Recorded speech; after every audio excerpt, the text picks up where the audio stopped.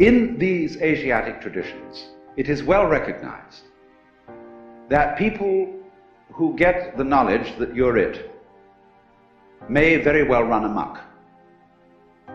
And therefore they always couple any method of gaining this, whether it is yoga, whether it is smoking something or drinking something or whatever is the method, they always couple it with a discipline. Now I know the word discipline isn't very popular these days, and I would like to have a new word for it, because most people who teach disciplines don't teach them very well. They teach it with a kind of violence, as if a discipline was something that is going to be extremely unpleasant and that you're going to have to put up with. But that's not the real secret of discipline. I would prefer to use the word skill. Discipline is a way of expression. Say you want to express your feelings in stone. Now stone doesn't give way very easily. It's tough stuff. And so you have to learn the skill or the discipline of the sculptor in order to express yourself in stone. And so in every other way, whatever you do, you require a skill. And it's enormously important to understand that there is absolutely no possibility of having any pleasure in life at all without skill. Money doesn't buy pleasure, ever. Look, if you want to get stoned drunk and go out and get a bottle of bourbon and down it, you can't do that except for people who have practiced the distiller's art. You can't even make love without art.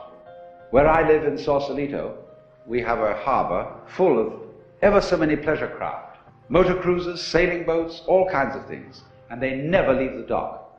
All that happens with them is their owners have cocktail parties there on Saturdays and Sundays, because they discovered, having bought these things, that the discipline of sailing is difficult to learn and takes a lot of time. And they didn't have time for it, so they just bought the thing as a status symbol. So in other words, you can't have pleasure in life without skill. But it isn't an unpleasant task to learn a skill if the teacher, in the first place, gets you fascinated with it. There is immense pleasure in learning how to do anything skillfully. To make carpentry things, to cook, to write, to calculate, anything you want. It can be immensely pleasurable to learn the discipline.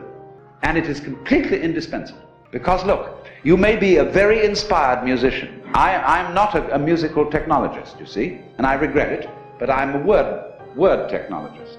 But I can hear in my head all kinds of symphonies and all kinds of marvelous compositions, but I don't have the technique to write them down on paper and share them with somebody else.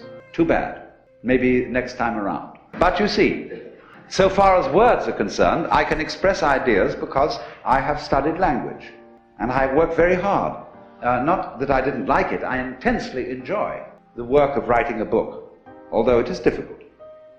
But it's fascinating. To say what can never possibly be said.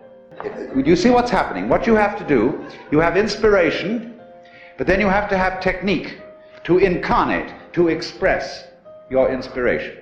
That is to say, to bring heaven down to earth, and to express heaven in terms of earth. Of course, they are really one behind the scenes, but there's no way of pointing it out unless you do something skillful. You see, we are all, at the moment, absolutely in the midst of the beatific vision. We are all one with the divine, or some, I don't like that sort of wishy-washy language, but we are all there, but we are so much there that we're like fish in water. They don't know they're in water. Like the birds don't know they're in the air because it's all around them. And in the same way, we don't know what the color of our eyes is. I don't mean whether you've got blue or brown eyes, but the color of the lens of your eye. You call that transparent, no color. See, because you can't see it. But it's basic to being able to see anything. So in order to find out where you are, there has to be some way of drawing attention to it. And that involves skill.